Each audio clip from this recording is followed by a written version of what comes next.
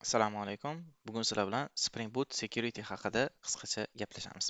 Xo'p, demak, buning uchun bizga birinchi bo'lib yangi proyektni ochish kerak bo'ladi. Uning uchun kelinglar Spring Boot hamda am, Spring Security degan proyekt ochamiz, ya'ni shu nom ostida proyekt ochamiz. Xo'p, next bizaga albatta kerak bo'ladigan kutubxonalar bor. Kutubxonalarimizdan eng birinchi kerak bo'ladigani bu bizaga Spring Web bo'ladi. Spring Webdan keyin albatta bizaga kerak yana Spring Security. Xo'p, Securitydan keyin endi yuzlarni boshqarish uchun, saqlash va anaqa qilish uchun bizaga GPA kerak bo'ladi va databasega kelinglar, mayli eshituvdan foydalanib turamiz. Bizga hozir realniy datalarni ushlash kerak emas. Xo'p, shu to'rtta dependencyni men basic holatda sizlarga ko'rsataman, lekin real proyektlarda bundan ham ko'proq dependencylaringlar bo'lishi mumkin va bundan ham ko'proq qanaqadir o'zingizga kerakli bo'ladigan librarylar bo'lishi mumkin. Ularni bemalol qo'shib ketaverasizlar. Bizning hozirgi fokusimiz faqatgina Spring Securityni o'zi bilan bog'liq bo'ladi. Xo'p, demak, mana shu librarylar orqali biz proyektimizni create qilib olamiz va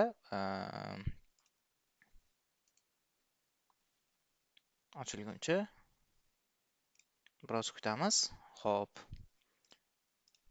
dependencylarni to'g'irlab bo'lgandan keyin proyektni ko'rib chiqamiz. Xo'p, endi birinchi bo'lib qiladigan ishimiz hozir Spring Boot Security qo'shildi. Ana endi men bitta controller yozib, shunchaki o'sha controllerga zaпрос berib ko'raman. Ya'ni hozir controllerimizga bergan requestimiz ishlaydimi o'zi yoki yo'qmi? Controller, misol uchun customer controller nomli bitta controller ochaman. Xo'p, bu controllerimiz REST controller uzr REST controller bo'ladi va request mapping customer и shunchaki bitta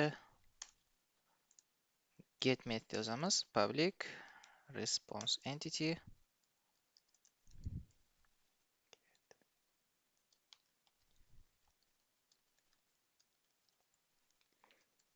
get customer dashboard. Kelinglar, mana shunga dashboard deb nom beramiz, ya'ni dashboard. Xo'p, mana shu URL ga keladigan bo'lsa, bizga qaytarish kerak bo'lgan narsa shunchaki response entity dot okay, this is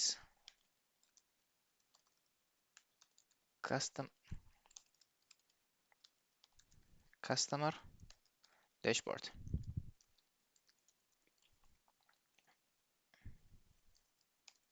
Okay.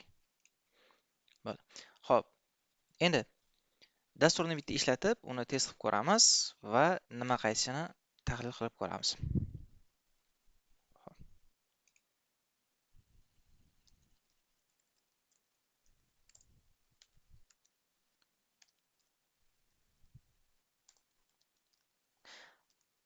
Xo'p, albatta bu hozir bizga xatolik bermasa, hech qisi yo'q, hozirchalik hech qisi yo'q. Xo'p, customer dashboard boraman deydigan bo'lsam, lekin ko'rib turganlaridek mana tizim ichkariga qo'ymadi. Nima uchun va manba qayerdan kelib qoldi? Nima o'zi bu? Nima uchun men customer dashboardga keladigan bo'lsam, login degan page ga redirect qilindim. Spring Security ning o'zini internal configuration da yozilgan. Agar Spring Security ni proyektinglarga qo'shib, lekin hech qanaqa konfiguratsiya qilmasanglar, Spring Security o'zidan bitta security user yasab beradi va o'sha userga o'zi parol beradi.